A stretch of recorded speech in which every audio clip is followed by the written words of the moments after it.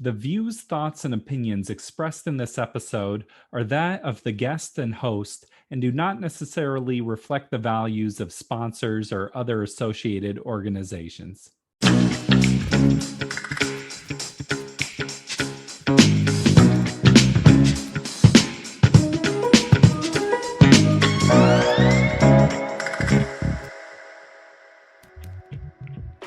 Welcome to the Parental Compass by Family Education and Support Services. I am your host, Bobby Williams. As always, please subscribe to the podcast, leave us a review, and tell a friend about us. It's the holidays. Woo! That also means a lot of family gatherings. For children, especially young children, it can be difficult to navigate. How do you help them to feel comfortable around family members they've maybe met 2 or 3 times in their life? What if they don't get along with their cousins? What if they don't want to give their aunt a hug? Here to talk through some of this with us is Melissa Benaroya. You can learn more about Melissa's work by going to melissabenaroya.com. Melissa is a parenting coach who has worked with thousands of families over the last 20 years. She brought so many incredible insights and ideas to this conversation. Check it out. Just talking to kids about what to expect, especially if you're going to a big gathering and there's going to be lots of people. Many times that's very stimulating for kids. So just kind of preparing them for who's going to be there and what they can do.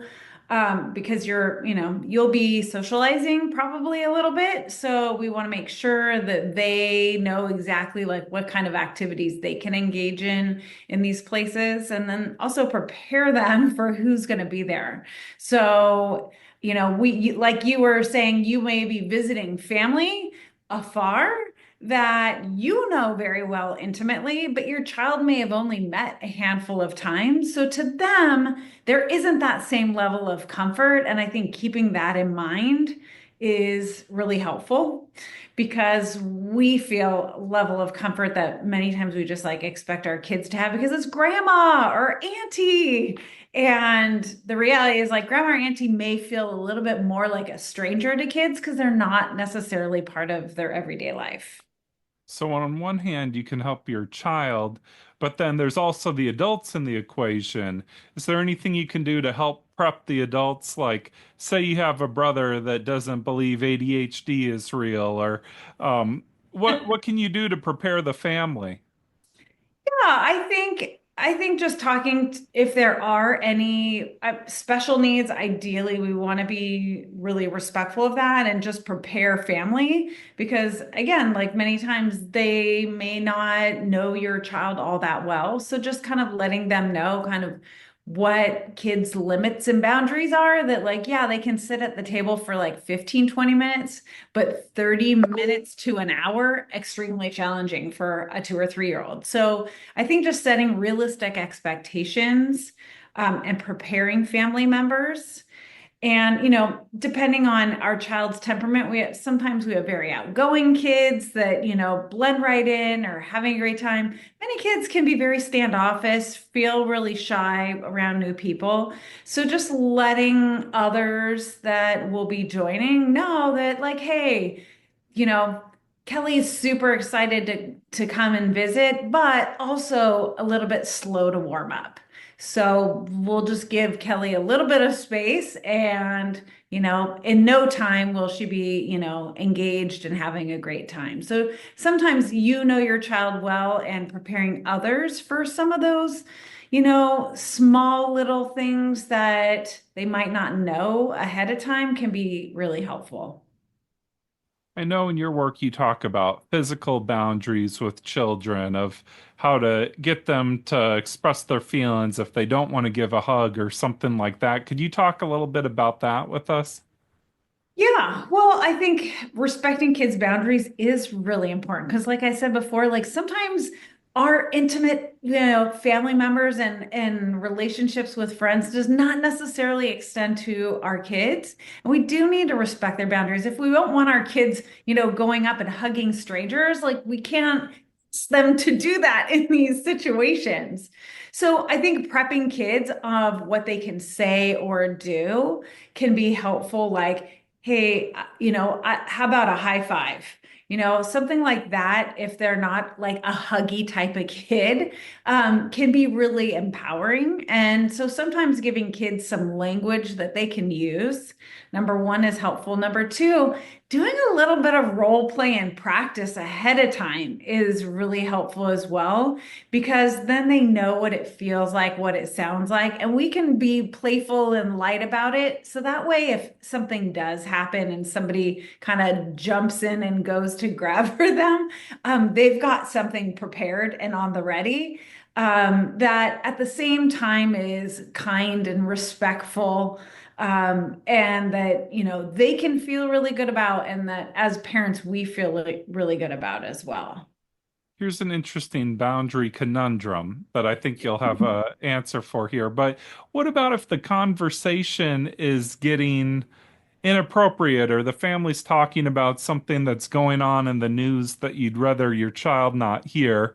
On one hand, you don't want your child to be exposed to something that you don't want Right. them exposed to, but then on the other hand, you don't want to dictate the whole family gathering around your child.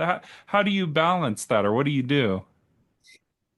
Yeah, I think, you have to be true to your values. And so if there is a topic that doesn't feel super comfortable, I think it's perfectly fine to just excuse yourself and your child for a few minutes. It'll be a gentle kind of like heads up to the table Hmm. without, attacking.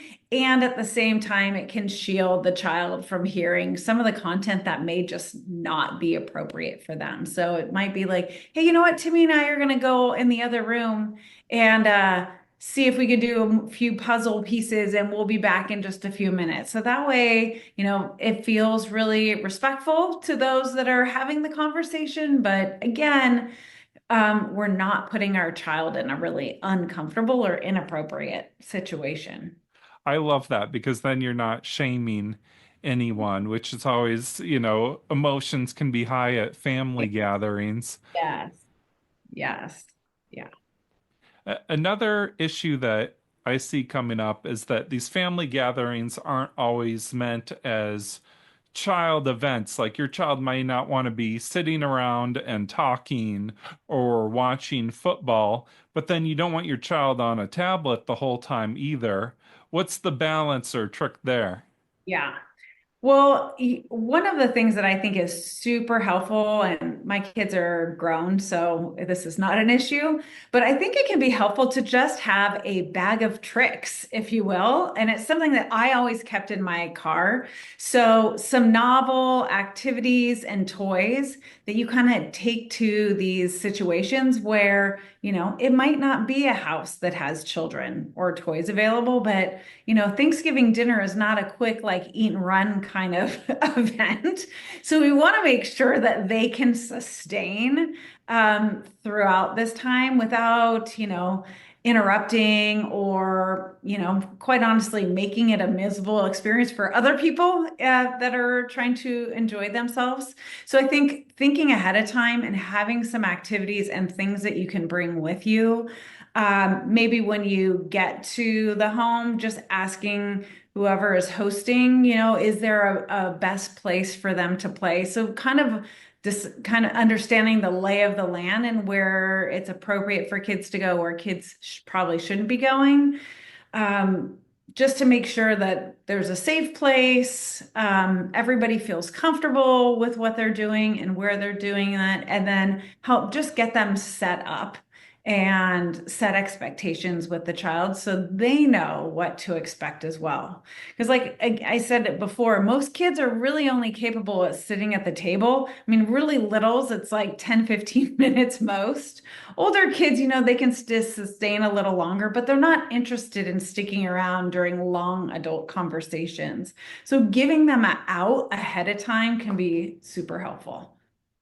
I like that too because it sounds like you're saying it's okay for children to take breaks from the interaction or regroup for a little while. Absolutely. Yeah. And so, there may be opportunities, and it depends on the age of the child, where they can say, "Can I be excused to go, play in or draw in my coloring book or whatever away?" Sometimes it's okay for kids to have some of those things at the table. And then sometimes it's just a necessity that you and the child go take a break together somewhere. So whether it's a quick walk around the block to get some energy out, or start the child off with an activity, sometimes just like getting that transition into something new can take a few minutes. So having that planned ahead of time, and also letting the child know that those are options ahead of time as well.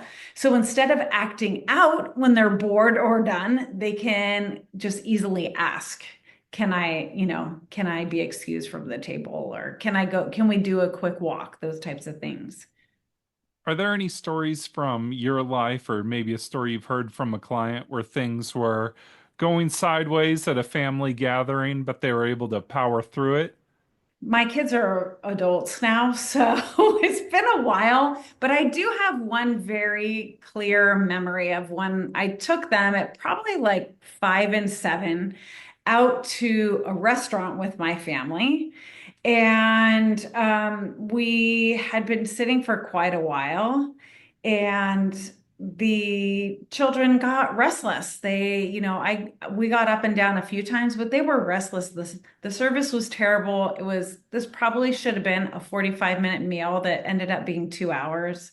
And I remember my mother and my sister looking at me like, "What's wrong with your children?" And I simply said, "Listen, they've hit their limit. It's not their fault. We can't blame them." So I think sometimes being an advocate for your child, that like, "Hey, this is actually age appropriate, and I've come with the tools. I've got the bag of tricks with me, but at a certain point, it's not realistic to expect them to, sit quietly in their seat and just listen." So I think just being aware of that and feeling comfortable by just saying like, "Hey, they're 4 and 6. And this is really hard for them." I think that's perfectly okay.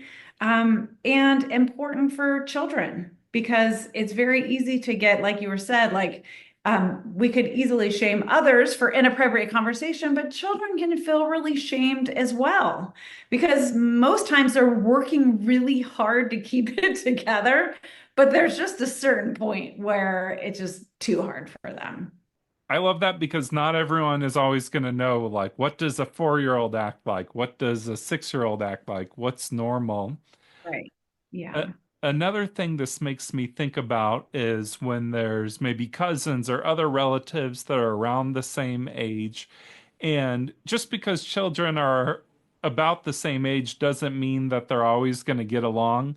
So, how Sure. can you teach them, like, you may not like your cousin, but it's still important to be polite and, Yeah. um, be part of the family together? Yeah. Well, I think it's probably part of a conversation that's similar to conversations we have with kids about, kids in their class at school. Like, you don't have to be friends with everybody, but you do have to be friendly. You do have to be kind and respectful. And just because they're your cousins doesn't mean they have to be your favorite people, but we're going to spend 2, 3 hours. So let's make the best of it. And our expectation, just like in any other circumstance, is that you share, you're kind, you're respectful, you're inclusive. So I think we can kind of have like a broader conversation, because it doesn't just apply to the cousins or the family members at this gathering, kind of talking about how, what our family values are and what our family rules are, and how that applies to this particular setting.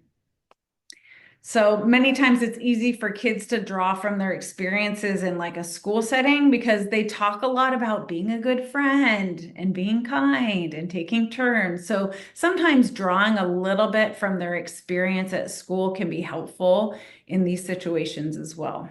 So much of what you're saying translates into the rest of their lives too. Like these ideas can apply to so many different things. Exactly. Exactly. Yeah. Yeah, and I think just as parents, one thing to note is, especially around family, it's very easy to feel stressed and worried about what other people think of you, not just as a person, but as a parent, right? Are these people judging my parenting, especially when you're with your own parents? I hear this a lot. And many times, we revert a little bit to being children ourselves and worried about, what mom and dad think of us. And many times in those situations, we are more worried about what other people think than necessarily how our children are going to process the situation. And I think it's important to note that it's so much more important and how our children feel when we walk away from these situations than what we think other people's perceptions are of us. So I hear a lot of times parents concerned about the judgment of others, and many times that judgment is just a story in our head. We don't really know what they're thinking, I guess, unless they directly say something to us or confront us. But many times that fear and that judgment drives us to do and say things to our kids that isn't necessarily helpful to our kids. I see it a lot at the park, telling kids to do things and say things just so the other parent feels better about how we're managing a situation than like how our child's going to feel walking away from a situation. And I think a lot of that bubbles up when we're around our family. So I think it's helpful just to be conscious of that, of why am I making these choices? And is this helpful for my child? Because if it's not that helpful for my child, it's probably worth rethinking how I'm going to respond to these situations. And we get to come back and try again many times over. There's going to be Thanksgiving next year. So even if it didn't go well this year, that's okay.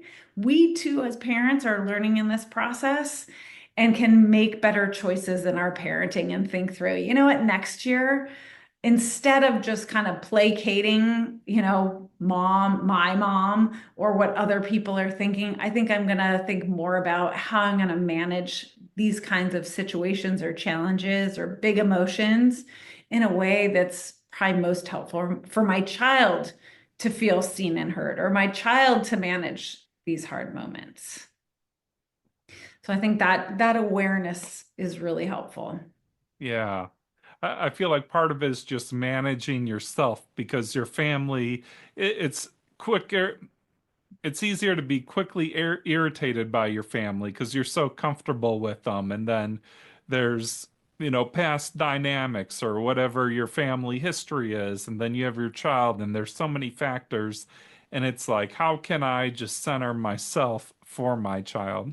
Exactly. Exactly. Yes. Well, thank you so much for making this happen, especially during the holiday time.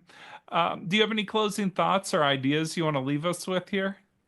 Yeah, I think that a little bit of planning goes a long way. So, as we've talked about, preparing your child is going to be helpful in helping them just manage how they enter a dynamic or a family gathering. I think it's important to prepare those that are going to be engaging with your children, especially if there are special needs.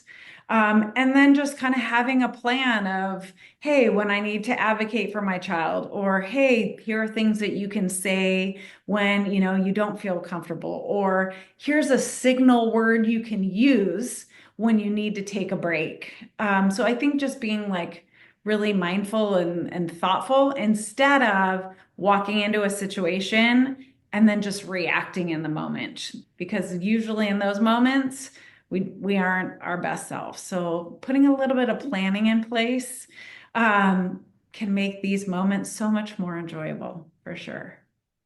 A little planning goes a long way. Thank you, Melissa. Yeah, my pleasure. Thank you. Thank you, Melissa Benaroya. MelissaBenaroya.com. We appreciate you taking the time. On behalf of Family Education and Support Services, we are wishing all of you a happy, healthy, and safe holiday season. I'm Bobby Williams. We'll catch you next year. Peace.